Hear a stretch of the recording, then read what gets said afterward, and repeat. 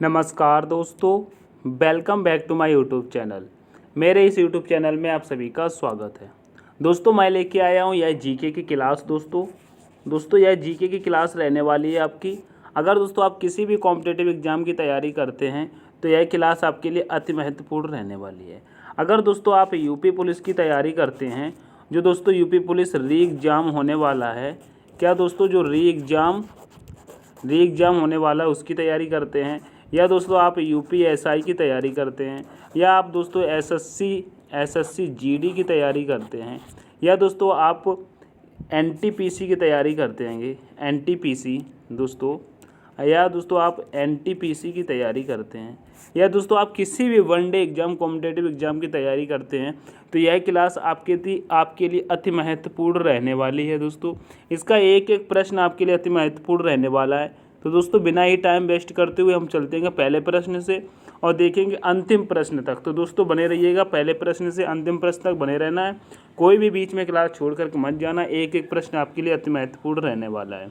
तो स्टार्ट करते हैं पहले प्रश्न से। पहला प्रश्न कहता है दोस्तों, निम्नलिखित में से कौन सा नृत्य महाराष्ट्र राज्य का लोक नृत्य है? बताइए। यानी कि महाराष्ट्र राज्य का लोक नृत्य कौन सा है? बताइए। घूमर, भांगड़ा, गरबा, या दोस्तों धनगरी गाजा? बताइए।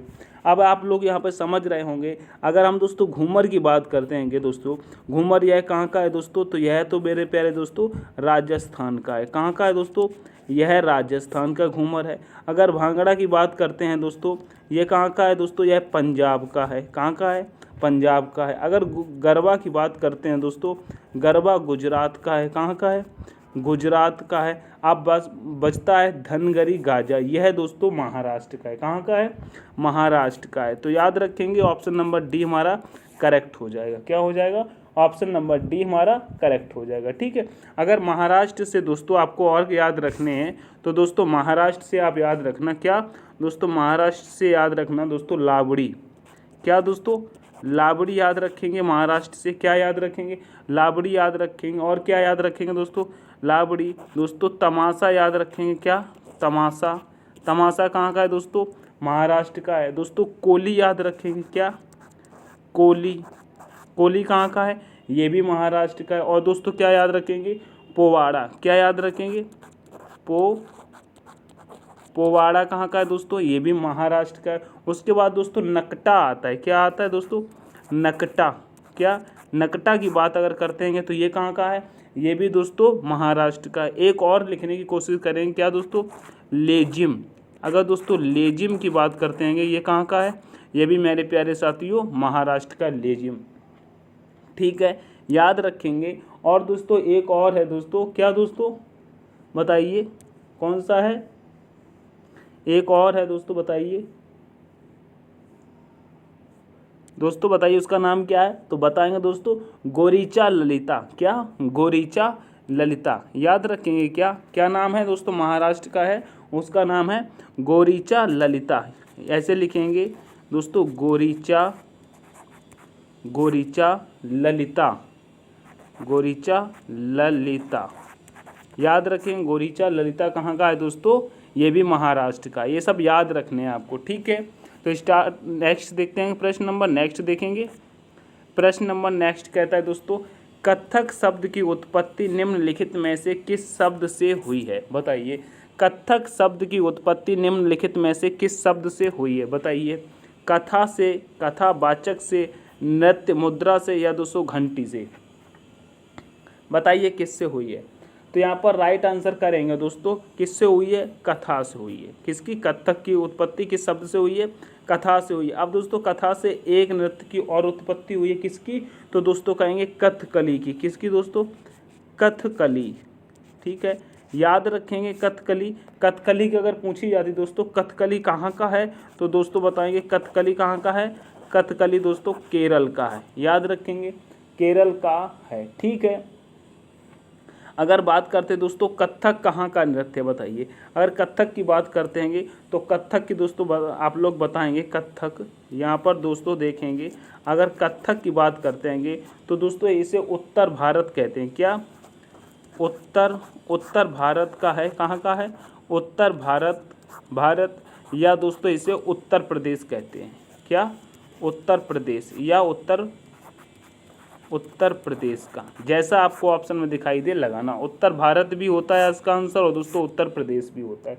याद रखेंगे, क्या याद रखेंगे? ठीक है, नेक्स्ट प्रश्न की तरफ आगे बढ़ेंगे। नेक्स्ट प्रश्न कहता है दोस्तों उस्ताद हस्सू खान संगीत के निम्नलिखित में से किस घराने के संस्थापकों में से एक है। दोस्तों कह रहा है उस्ताद हस्सू खान संगीत के निम्नलिखित में से किस घराने के संस्थापकों में से एक है। बताइए, रामपुर, आगरा, ग्वालियर या दोस्तों पटियाला। बताइए किस घराने से संबंधित है उस्ताद हस्सू खान। तो कहेंगे यह ग्वालियर घराने से संबंधित हैं। दोस्तों कहाँ से? ग्वालियर घराने से संबंधित हैं। याद रखेंगे ग्वालियर घराने से। दोस्तों इसको दोस्तों क्या कहते हैं? ये दोस्तों ख्याल घराना भी है। क्या दोस्तों? ख्याल घराना। इसको दोस्तों ख्याल घराना कहते हैं। तो इस पे यहाँ पे लिख लेंगे सबसे पुराना ख्याल घराना। क्या दोस्तों? ख्याल घराना लिखेंगे। ख्याल घराना याद रखेंगे कौन सा है? ग्वालियर का है। ठीक है, याद रखेंगे। अगर दोस्तों रामपुर घराने की बात करते हैं, रामपुर घराने से कौन कौन संबंधित है, तो लिखेंगे दोस्तों इनायत हुसैन दोस्तों, इनायत हुसैन खान। ये दोस्तों कहाँ से संबंधित हैं? रामपुर घराने से संबंधित हैं। याद रखेंगे। अगर दोस्तों आगरा घराने की बात करते हैं तो आगरा घराने से याद रखेंगे दोस्तों सुजान खान। क्या दोस्तों? याद रखेंगे क्या?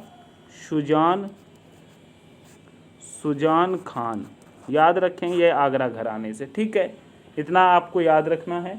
नेक्स्ट प्रश्न हमारा इसका राइट आंसर होता है ऑप्शन नंबर डी। नेक्स्ट प्रश्न की तरफ चलेंगे। ऑप्शन नंबर सी हमारा करेक्ट होता है। नेक्स्ट प्रश्न की तरफ चलेंगे। प्रश्न नंबर हमारा है 4।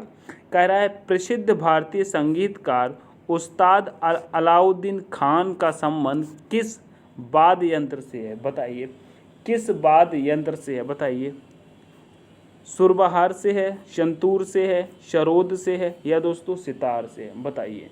तो दोस्तों प्रसिद्ध दोस्तों अलाउद्दीन खान का बात करते हैं तो दोस्तों इनका संबंध सरोद से है। किससे है? सरोद से है। तो ऑप्शन नंबर सी तो हमारा यहाँ पर भी करेक्ट हो जाएगा। ठीक है, याद रखेंगे।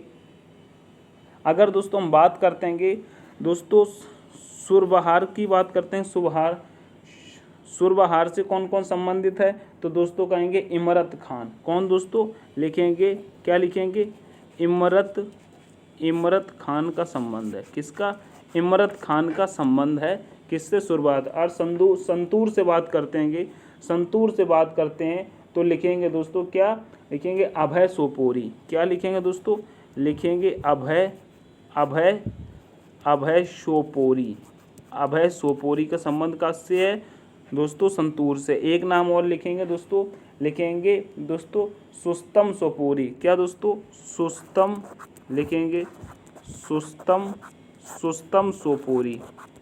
सुस्तम सोपोरी याद रखा जाएगा, ये याद रखेंगे ये। ठीक है ना, याद रखना है इसको। आगे बढ़ते हैं नेक्स्ट प्रश्न की तरफ। नेक्स्ट प्रश्न कहता है प्रश्न नंबर 5। कह रहा है पावक या पौल कूट भारत के किस राज्य का भगवान को आभार व्यक्त करने वाला उत्सव है। बताइए। कह रहा है पावक या फिर पौल कूट भारत के किस राज्य का भगवान को आभार व्यक्त करने वाला उत्सव है। बताइए। केरल, गुजरात, मिजोरम, हिमाचल प्रदेश। बताइए। क्वेश्चन नंबर 5 पूछ रहा है तो दोस्तों यह बताएंगे, इसका राइट आंसर हो जाएगा मिजोरम। क्या हो जाएगा? मिजोरम हो जाएगा। ऑप्शन नंबर सी हमारा करेक्ट हो जाएगा। क्या हो जाएगा? हमारा ऑप्शन नंबर सी करेक्ट हो जाएगा। यह उत्सव दोस्तों कहाँ मनाया जाता है? मिजोरम में मनाया जाता है। दोस्तों मिजोरम से याद रखेंगे आप लोग। अगर दोस्तों चलो यहाँ पर केरल का उत्सव बताइए, केरल का उत्सव क्या हो जाएगा? तो दोस्तों कहेंगे केरल में कौन सा उत्सव मनाया जाता है? केरल में कौन सा उत्सव मनाया जाता है? तो कहेंगे ओणम। क्या? ओणम मनाया जाता है। ठीक है, क्या मनाया जाता है, ओणम मनाया जाता है। अगर दोस्तों यहाँ पर हिमाचल प्रदेश की बात करते हैं तो हिमाचल प्रदेश में कौन सा मनाया जाता है, तो कहेंगे दोस्तों हिमाचल प्रदेश में लाबी मनाया जाता है। क्या, लाबी मनाया जाता है। ठीक है, अब यहाँ पर दोस्तों आप मिजोरम के और लिखेंगे दोस्तों, आप मिजोरम के आप और लिख लेना चापचार। क्या दोस्तों आप लिखेंगे चपचार दोस्तों, चपचार कूट कहाँ का है, मिजोरम का है। दूसरा लिखेंगे दोस्तों लिखेंगे मीमकूट। क्या लिखेंगे, मीमकूट कहाँ का है दोस्तों, मिजोरम का है। एक हो गया, दूसरा हो गया, तीसरा भी लिखेंगे। तीसरा लिखेंगे दोस्तों मुखौटा कूट। क्या लिखेंगे दोस्तों, यहाँ पर लिखेंगे खुमौदा। क्या,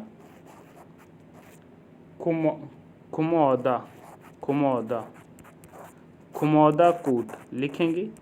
इतना आपको याद रखना है इससे। ठीक है, आगे बढ़ेंगे दोस्तों। इसका राइट आंसर आपका ऑप्शन नंबर सी हो गया है, मिजोरम। ठीक है, आगे बढ़ते हैं कि नेक्स्ट प्रश्न की तरफ। नेक्स्ट प्रश्न कहता है दोस्तों, निम्न में से दूसरे ओलंपिक खेलों की मेजबानी की थी, बताइए। दोस्तों दूसरे ओलंपिक खेलों की मेजबानी कहाँ हुई थी, बताइए। फ्रांस, जापान, यूएसए या दोस्तों इंग्लैंड, बताइए कहाँ पर हुई थी। तो यह दोस्तों फ्रांस में हुई थी। कहाँ पर हुई थी, फ्रांस में हुई थी। और कब हुई थी दोस्तों, तो कहेंगे दोस्तों 1900। कब दोस्तों, फ्रांस 1900 में हुई थी। अगर बताइए फ्रांस के कहाँ पर हुई थी, तो दोस्तों कहेंगे यह पेरिस में हुई थी। कहाँ पर, पेरिस में। ठीक है, इतना याद रखेंगे, पेरिस में हुई थी। ठीक है, अगर यहीं पर पूछा जाए दोस्तों यहाँ पर पूछा जाए पहले ओलंपिक खेल कहाँ हुए थे, बताइए। पहले ओलंपिक खेल कहाँ हुए थे, बताइए। तो दोस्तों कहेंगे पहले ओलंपिक खेल की हम बात करते हैं दोस्तों।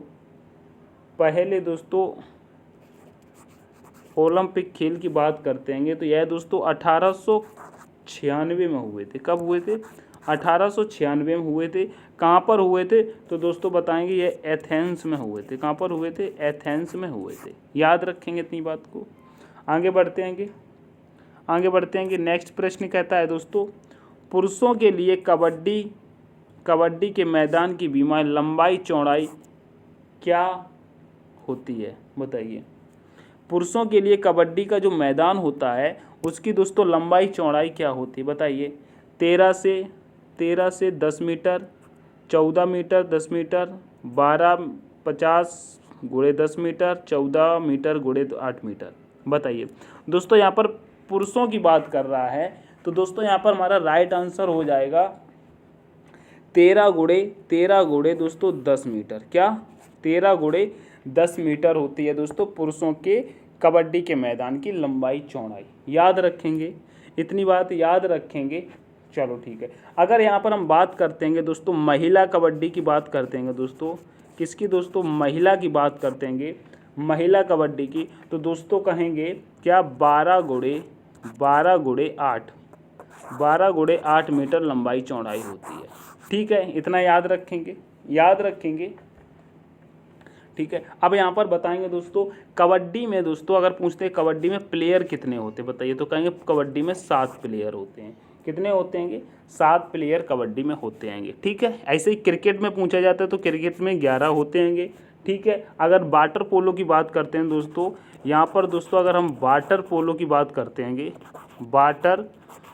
बात करते हैं तो उसमें भी 7 होते हैं। ठीक है, नेट बॉल की बात करें अगर दोस्तों हम यहाँ पर देखें नेट बॉल की बात करें दोस्तों, नेट बॉल की बात करते हैं तो उसमें भी 7 होते हैं। ठीक है, इतना याद रखना है। नेक्स्ट प्रश्न देखेंगे। नेक्स्ट प्रश्न कहता है दोस्तों, भारत ने अपना एक दिवसीय अंतर्राष्ट्रीय पदार्पण किस वर्ष किया था, बताइए। अंतर्राष्ट्रीय पदार्पण किस वर्ष किया था, इसका राइट आंसर बताने की कोशिश करेंगे, बताइए कब किया था। तो दोस्तों कहेंगे यह 1971, 1974, 1975 या दोस्तों 1972 में, बताइए कब किया था। तो इसका राइट आंसर सब लोग बताएंगे यह 1974 में किया था। कब किया था, 1974 में किया था। इंडिया और दोस्तों कौन था, तो दोस्तों कहेंगे इंडिया और इंग्लैंड था। क्या, इंडिया वर्सेस इंग्लैंड था। ठीक है, इतना याद रखेंगे। याद रखेंगे, इंडिया वर्सेस इंग्लैंड। ठीक है। अगर दोस्तों यहाँ पर कहते हैं कि दोस्तों पहला टेस्ट कब हुआ था, बताइए दोस्तों, यहाँ पर लिख लेते हैं पहला टेस्ट। दोस्तों पहला टेस्ट कब हुआ था, तो कहेंगे दोस्तों 1932 में। 1932 में हुआ था।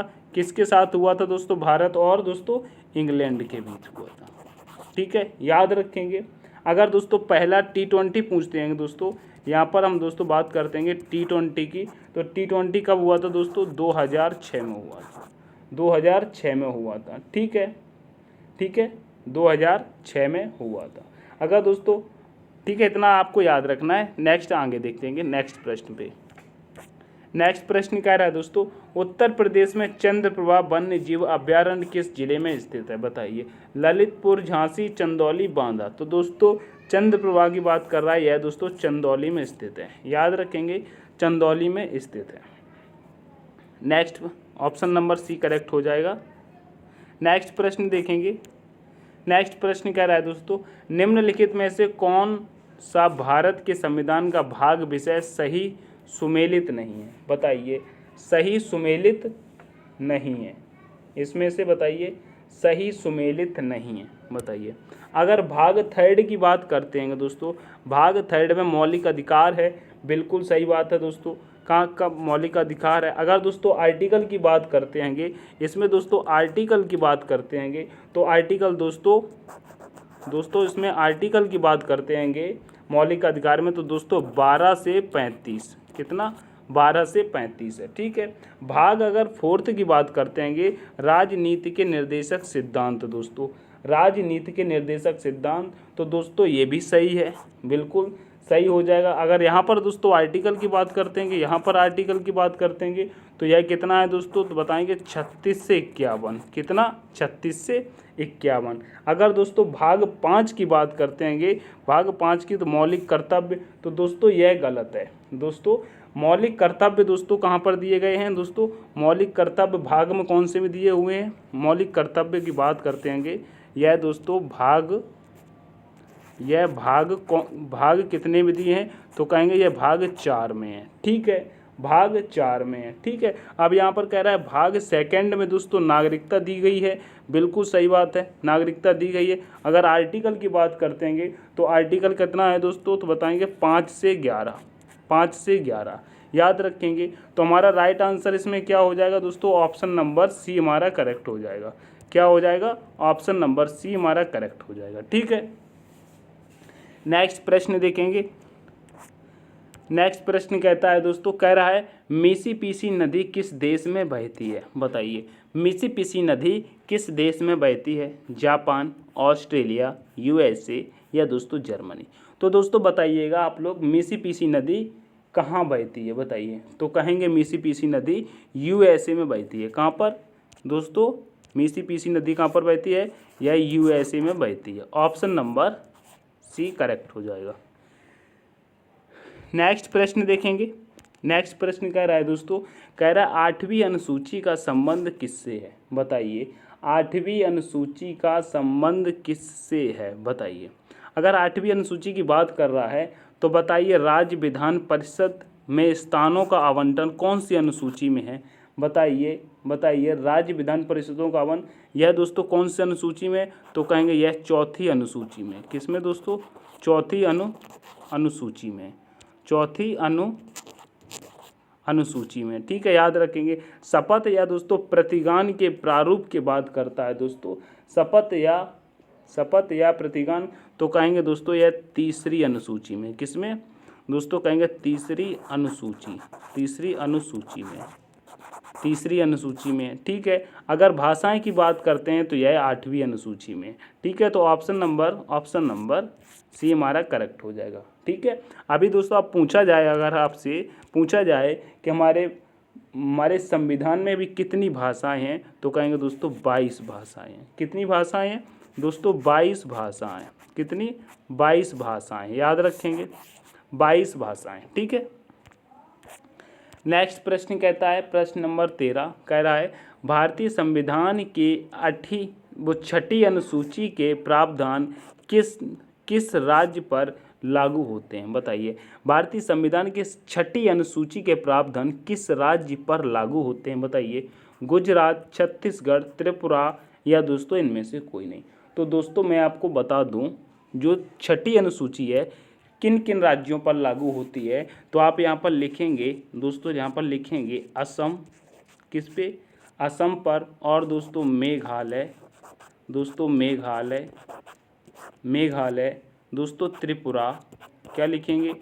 त्रिपुरा, त्रिपुरा, और दोस्तों मिजोरम, किस पे लिखेंगे दोस्तों?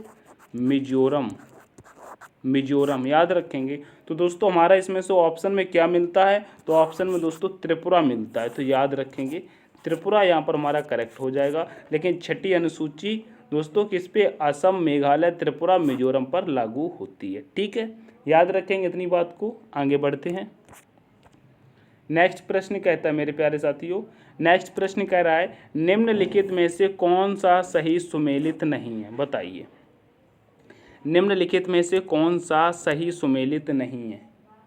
बताइए कौन सा सही सुमेलित नहीं है? बताइए कौन सा सही सुमेलित नहीं है? तीसरी अनुसूची की अगर बात करते हैं, शपथ और कार्य बिल्कुल सही है, बिल्कुल सही है। तीसरी अनुसूची की बात करते हैं, 3 विधायी सूचियाँ सही है। 8वीं अनुसूची में भाषाएं दी, अभी बताया था। पहली अनुसूची में पंचायत, बिल्कुल गलत हो जाएगा। पहली अनुसूची में पंचायत नहीं है। पहली अनुसूची में दोस्तों संघ एवं राज्य के बारे में बताया गया। किसके बारे में?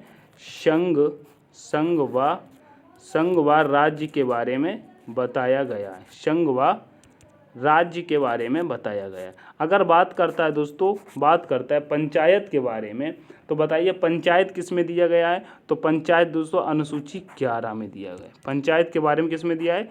अनुसूची 11 में दिया हुआ है। याद रखेंगे इतनी बात को। ठीक है, तो हमारा ऑप्शन नंबर डी करेक्ट हो जाएगा।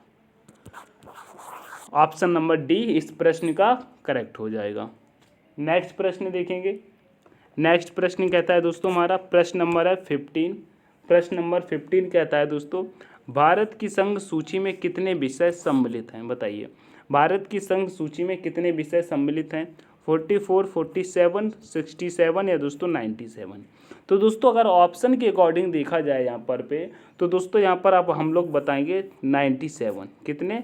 97 यहाँ पर बताएंगे। 97 विषय हैं। लेकिन अगर वर्तमान की बात करते हैं तो दोस्तों इसमें बढ़ गए हैं दोस्तों। कितने? वर्तमान की अगर हम बात करते हैं, वर्तमान की बात करते हैं तो दोस्तों 100 हैं। कितने हैं? 100 हैं। ये याद रखेंगे। ठीक है, याद रखेंगे। नेक्स्ट प्रश्न देखेंगे। नेक्स्ट प्रश्न क्या रहा है दोस्तों, उत्तर प्रदेश का कौन सा जिला खेल के सामान के लिए प्रसिद्ध है? उत्तर प्रदेश जीके से है दोस्तों, यूपी स्पेशल से। तो दोस्तों इसको बिल्कुल भी गलत ना करें, और बिल्कुल इजी क्वेश्चन है, बिल्कुल सिंपल सा है। कह रहा है खेल के सामान के लिए, खेल के सामान के लिए कौन सा जिला प्रसिद्ध है? बताइएगा। कानपुर, इलाहाबाद, मेरठ, बरेली। बताइए। तो यहाँ पर खेल के सामान की बात कर रहा है। कानपुर की अगर बात करते हैं तो कहेंगे दोस्तों कानपुर किसके लिए प्रसिद्ध है? कानपुर किसके लिए प्रसिद्ध है? तो कहेंगे कानपुर चमड़ा के लिए प्रसिद्ध है। किसके लिए? चमड़ा के लिए। इलाहाबाद की बात करते हैं तो दोस्तों लिखेंगे अमरूद। किसके लिए? अमरूद के लिए। मेरठ हमारा करेक्ट हो जाएगा खेल के सामान के लिए। बरेली की बात करते हैं तो दोस्तों कहेंगे माचिस। किसके लिए दोस्तों? माचिस के लिए बरेली को जाना जाता है। ये याद रखेंगे। ठीक है, तो ऑप्शन नंबर सी हमारा करेक्ट हो जाएगा। नेक्स्ट प्रश्न देखेंगे दोस्तों। प्रश्न नंबर 17 कहता है दोस्तों, प्रश्न नंबर 17 कह रहा है ऋग्वेद में उल्लेखित दशराज युद्ध किस नदी के तट पर लड़ा गया था? बताइए दोस्तों, दशराज युद्ध किस नदी के तट पर लड़ा गया था? ऋग्वेद में जो उल्लेखित है यह पूछ रहा है। बताइए। सुदुत्री दोस्तों, बिपाशा, परुष्णी या दोस्तों बितस्ता? बताइए। यहाँ पर आपको बताने में थोड़ी सी दिक्कत महसूस हो सकती है, लेकिन आपको घबराना नहीं है, क्योंकि मैं बताऊंगा। यहाँ पर कह रहा है दोस्तों परुष्णी नदी। ऑप्शन नंबर सी करेक्ट हो जाएगा। आप कहोगे परुष्णी नदी, तो दोस्तों परुष्णी नदी क्यों होगा? क्योंकि जो परुष्णी नदी इसमें बताया गया है ऋग्वेद में, यह दोस्तों रावी नदी का पुराना नाम है। क्या दोस्तों? रावी नदी का पुराना नाम है क्या? परुष्णी। याद रखेंगे इतनी बात, ठीक है, याद रखेंगे। लेकिन दोस्तों मैं आप यह जो दोस्तों बताया गया है, बताइए। अब यहाँ पर हम बात करते हैं दोस्तों ऋग्वेद में दोस्तों मंडल कितने हैं। दोस्तों अगर पूछा जाए ऋग्वेद में दोस्तों मंडल कितने, बताइए। ऋग्वेद में दोस्तों अगर पूछ ले, कोई आपसे पूछ ले या एग्जाम में आ जाए दोस्तों ऋग्वेद में मंडल कितने हैं, तो दोस्तों कहेंगे ऋग्वेद में 10 मंडल हैं। कितने हैं? 10 मंडल हैं, ठीक है। अगर अध्याय की बात करें दोस्तों, अध्याय कितने हैं बताइए, तो अध्याय बताएंगे 64 हैं। कितने हैं? अध्याय 64 हैं। अगर सूक्त की बात यहीं पर करें दोस्तों कि दोस्तों इसमें सूक्त कितने हैं, इसमें बताइए ऋग्वेद में सूक्त कितने हैं, तो कहेंगे ऋग्वेद में सूक्त 1024 हैं। याद रखिएगा। अगर यहाँ पर पूछा जाए अष्टक कितने हैं ऋग्वेद में, ऋग्वेद में अष्टक कितने हैं, कितने हैं दोस्तों, यहाँ पर आपको मैं बता दूं, जो सूक्त हमने बताया यहाँ पर 1024 मैंने बताया, लेकिन 1028 होगा यहाँ पर, 1028, ठीक है। अगर यहाँ पर हम बात करते हैं दोस्तों क्या अष्टक की बात करते हैं, अष्टक कितने हैं क्या दोस्तों, अगर हम बात करते हैं अष्टक कितने हैं ऋग्वेद में, तो कहेंगे अष्टक 8 हैं। कितने हैं? अष्टक 8 हैं। अगर यहीं पर ऋग्वेद में दोस्तों हम मंत्र की बात करें दोस्तों, मंत्र कितने हैं, तो दोस्तों कहेंगे मंत्र कितने हैं 10,562, 10,562 हैं। लेकिन दोस्तों मंत्र कहीं कहीं पर दोस्तों थोड़ा सा आगे पीछे एग्जामिनर पूछ लेता है, कहीं आपको 462 या 552 लिखा हुआ मिलेगा, तो आसपास के जो रहेंगे उन पे दोस्तों आपको ऑप्शन चूज कर लेना है, ठीक है। इतना आपको यहाँ से याद रखना है। नेक्स्ट प्रश्न देखेंगे। नेक्स्ट प्रश्न कहता है, प्रश्न नंबर 18 कह रहा है निम्नलिखित में से किसका उल्लेख ऋग्वेद में नहीं है, बताइए। ऋग्वेद में नहीं है, बताइए। जनपद, जन, ग्राम, कुल। तो मैं आपको बता दूं ऋग्वेद में कुल का मत होता था उपयोग, ग्राम का, जन का, लेकिन जनपद का उल्लेख ऋग्वेद में नहीं है। किसका दोस्तों? जनपद का उल्लेख ऋग्वेद में नहीं होता था। तो ऑप्शन नंबर ए हमारा करेक्ट हो जाएगा, ठीक है। नेक्स्ट प्रश्न की तरफ चलेंगे। नेक्स्ट प्रश्न कहता है दोस्तों, कह रहा है स्रोत एवं कर्म कांड के बारे में किस वेद में बताया गया है, बताइए। स्रोत एवं कर्म कांड के बारे में किस वेद में बताया गया है, बताइए। स्रोत एवं कर्म कांड के बारे में किस वेद में बताया गया है। प्रश्न नंबर 19 आपसे पूछता है, बताइए। स्रोत एवं कर्म कांड के बारे में किस वेद में बताया गया है, बताइए। इसका राइट आंसर क्या हो जाएगा? प्रश्न नंबर 19। प्रश्न नंबर 19 आपसे पूछता है, तो दोस्तों इसका राइट आंसर क्या हो जाएगा, बताइए। ऋग्वेद, यजुर्वेद, सामवेद या दोस्तों अथर्ववेद, बताइए। सामवेद की अगर हम बात करते हैं तो दोस्तों कहेंगे यह संगीत से संबंधित है। किससे? संगीत से संबंधित है, ठीक है। ऋग्वेद की अगर हम बात करते हैं दोस्तों ऋग्वेद की, तो दोस्तों यह मंत्र से संबंधित है। किससे संबंधित है? मंत्र से संबंधित है। तो दोस्तों यहाँ पर हमारा राइट आंसर हो जाएगा अथर्ववेद। क्या होगा? अथर्ववेद हमारा सही हो जाएगा। कर्मकांड के लिए अथर्ववेद है। दोस्तों यजुर्वेद की अगर बात करते हैं तो यहाँ पर लिखेंगे दोस्तों क्या? जादू टोना। क्या? जादू टोना, ठीक है। तो ऑप्शन नंबर डी हमारा करेक्ट हो जाएगा, ठीक है। नेक्स्ट प्रश्न देखेंगे दोस्तों, प्रश्न नंबर 20। दोस्तों प्रश्न नंबर 20 कह रहा है दोस्तों, कह रहा है सुदुत्री किस नदी का प्राचीन नाम था, बताइए। सुदुत्री किस नदी का प्राचीन नाम था? रावी नदी, ब्यास नदी, सतलज नदी या दोस्तों घग्गर नदी, बताइए। अगर दोस्तों हम यहाँ पर रावी नदी की बात करते हैं तो दोस्तों रावी नदी के बारे में मैंने अभी आपको बताया था। इसका पुराना नाम क्या था दोस्तों, प्राचीन नाम? तो कहेंगे दोस्तों इसका प्राचीन नाम परुष्णी था। क्या था? परुष्णी था। याद रखेंगे, परुष्णी था। अगर ब्यास नदी की हम बात करते हैं, ब्यास नदी की, तो दोस्तों कहेंगे ब्यास नदी का पुराना नाम क्या था दोस्तों? बिपाशा था। क्या था? बिपाशा था। हमसे पूछा है सुदुत्री नदी, सुदुत्री किस नदी का प्राचीन नाम था? तो दोस्तों सतलज नदी का था। क्या था? सतलज नदी का था, ठीक है। अगर दोस्तों यहाँ पर घग्गर की अगर बात करते हैं घग्गर की, तो दोस्तों इसको कहते थे क्या? सरस्वती कहते थे। क्या कहते थे? सरस्वती, ठीक है। इतना याद रखना है। तो ऑप्शन नंबर सी हमारा करेक्ट हो जाएगा। ठीक है, ऑप्शन नंबर सी करेक्ट हो जाएगा। नेक्स्ट प्रश्न देखेंगे, प्रश्न नंबर है 21। कह रहा है दोस्तों, कह रहा है टोडा बेटा चोटी निम्नलिखित में से कौन सी पहाड़ी श्रृंखला पर स्थित है, बताइए। डोडा बेटा दोस्तों यहाँ पर कह रहा है डोडा बेटा चोटी निम्नलिखित में से कौन सी पहाड़ी श्रृंखला पर स्थित है, बताइए। बताइए, कार्डमम पहाड़ियाँ, अन्नामलाई पहाड़ियाँ, दोस्तों नल्लामाला पहाड़ियाँ, या दोस्तों नीलगिरी पहाड़ियाँ, बताइए।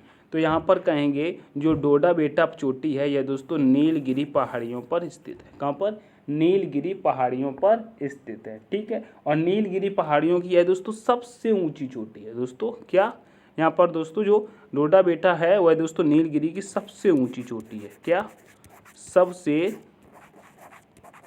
सबसे ऊंची चोटी, याद रखेंगे, ठीक है। अगर दोस्तों बात करते हैं डोडा बेटा की, दोस्तों इसकी लंबाई कितनी है, बताइए। कितनी लंबी कितनी ऊंचाई है इसकी, तो कहेंगे दोस्तों 2637। कितनी दोस्तों?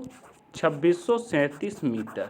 याद रखेंगे इतनी बात याद रखेंगे। और दोस्तों अगर बात करे जाए कि नीलगिरी पहाड़ियाँ ये है कहाँ पर, तो दोस्तों एक बात और याद रखना, यह तमिलनाडु में है। कहाँ पर है?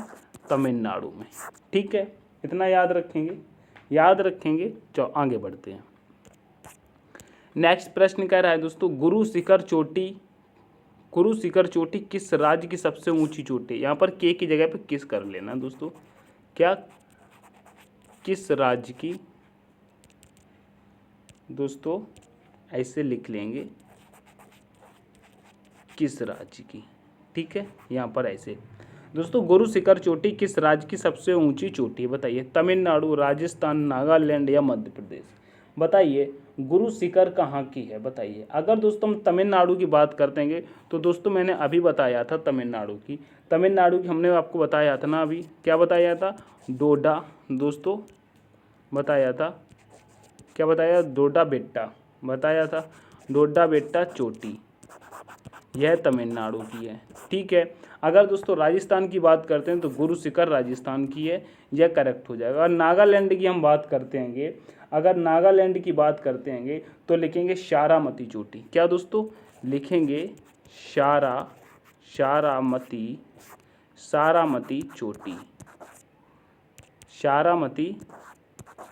चोटी कहाँ की है? नागालैंड की है। मध्य प्रदेश की अगर हम बात करते हैं मध्य प्रदेश की, तो मध्य प्रदेश से लिखेंगे क्या? धूपगढ़। क्या लिखेंगे? धूपगढ़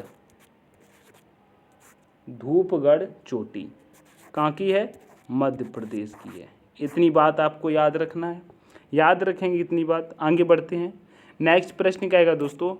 प्रश्न नंबर 23 कहता है निम्न प्रदेशों में से किस प्रदेश में इलायची पहाड़ियाँ स्थित है, बताइए। इलायची पहाड़ियाँ की बात कर रहा है, बताइए। तमिलनाडु, कर्नाटक, केरल, आंध्र प्रदेश, बताइए। इलायची पहाड़ियाँ की बात कर रहा है दोस्तों, तो यह बिल्कुल भी गलत नहीं होना चाहिए। यह केरल में है। कहाँ पर है? केरल में है, याद रखेंगे, केरल में है, ठीक है। नेक्स्ट प्रश्न देखेंगे। नेक्स्ट प्रश्न कह रहा है मेरी पहाड़ियाँ किस राज्य में स्थित हैं, बताइए। मेरी पहाड़ियाँ किस राज्य में स्थित हैं? मेघालय, तमिलनाडु, अरुणाचल प्रदेश या झारखंड में, बताइए। मेरी पहाड़ियाँ कहाँ पर स्थित हैं, बताइए। अगर मेघालय की बात करते हैं तो यहाँ से आपको याद आता होगा क्या? गारो पहाड़ियों के बारे में। क्या दोस्तों? गारो पहाड़ियाँ आपको याद आती होंगी, ठीक है। अगर दोस्तों हम तमिलनाडु की बात करते हैं तमिलनाडु की, तो तमिलनाडु से आपको दोस्तों कोल्लीमलाई याद आती होगी। क्या दोस्तों? क्या? कोल्लीमलाई दोस्तों, कोल्लीमलाई पहाड़ियाँ कहाँ पर है? तमिलनाडु में, याद रखना। अरुणाचल प्रदेश की बात करते हैं तो दोस्तों जो मेरी पहाड़ियाँ हैं, तो हमारा राइट आंसर अरुणाचल प्रदेश ही हो जाएगा। ऑप्शन नंबर सी हमारा करेक्ट होगा, ठीक है। अगर हम झारखंड की बात करते हैं तो झारखंड में कौन सी स्थित है, तो कहेंगे दोस्तों डालमा। क्या दोस्तों?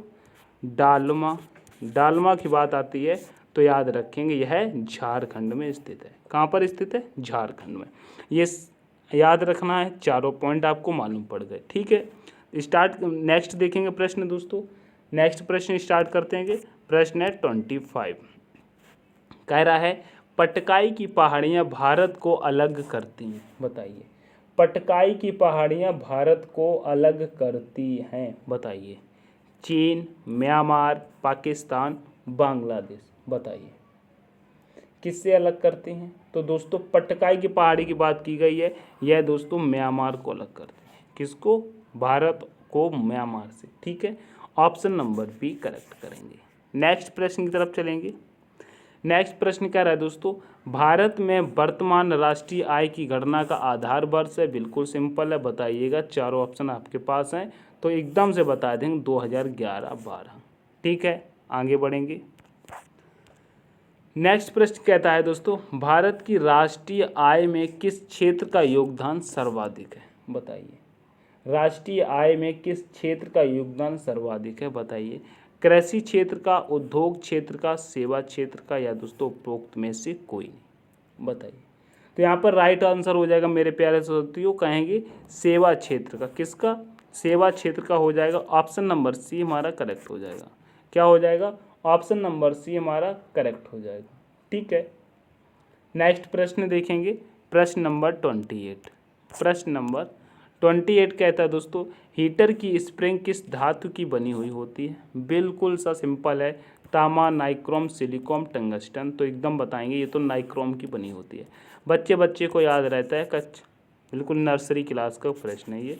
ऑप्शन नंबर बी करेक्ट हो जाएगा। नेक्स्ट प्रश्न कहता है दोस्तों, सकल राष्ट्रीय आय कुल जनसंख्या से भाग देने पर प्राप्त होता है, बताइए। सकल राष्ट्रीय आय कैसे दोस्तों प्राप्त करते हैं, बताइए।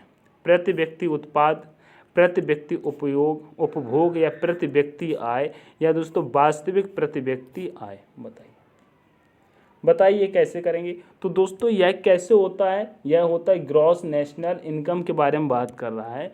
तो दोस्तों अगर ग्रॉस नेशनल इनकम की बात करते हैं, ग्रॉस नेशनल इनकम की बात करते हैं, तो दोस्तों इसमें क्या करते हैं दोस्तों, कुल मिला के जो टोटल पॉपुलेशन होती है, जिसको दोस्तों शॉर्ट में करते हैं टीपी। क्या? तो दोस्तों जीएनआई को टीपी से भाग देने पर क्या क्या प्राप्त होता है, बताइए।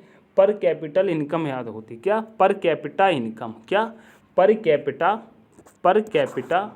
कैपिटा इनकम प्राप्त होती। पीसीआई याद हो जा वो प्राप्त होती है, ठीक है। इसी तरीके से निकालते हैं। तो दोस्तों यहाँ पर ये फॉर्मूला आपको याद रखना है। क्या?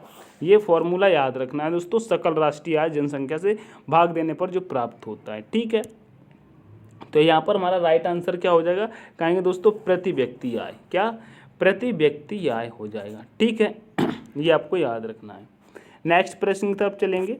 नेक्स्ट प्रश्न कहता है, प्रश्न नंबर है 13। प्रश्न नंबर 13 कह रहा है, निम्नलिखित में से कौन सा वेक्टर परिमाण है, बताइए। वेक्टर परिमाण कौन सा हो जाएगा, बताइए। बल, दाब, ऊर्जा, तापक्रम, बताइए। तो यहाँ पर कहेंगे ये तो बल हो जाएगा। क्या हो जाएगा? बल हो जाएगा। याद रखेंगे। तो दोस्तों ये थे हमारे आज की क्लास के 30 प्रश्न जीके के दोस्तों। 30 क्वेश्चन थे। यह क्लास आपको कैसी लगी तो दोस्तों एक बार लाइक ज़रूर करेंगे इस मेहनत को, और अपने दोस्तों के साथ शेयर करके चैनल को सब्सक्राइब जरूर किया करें, ठीक है। इतना काम आप ज़रूर कर लिया करें। अगर दोस्तों आपको इस क्लास की पीडीएफ चाहिए,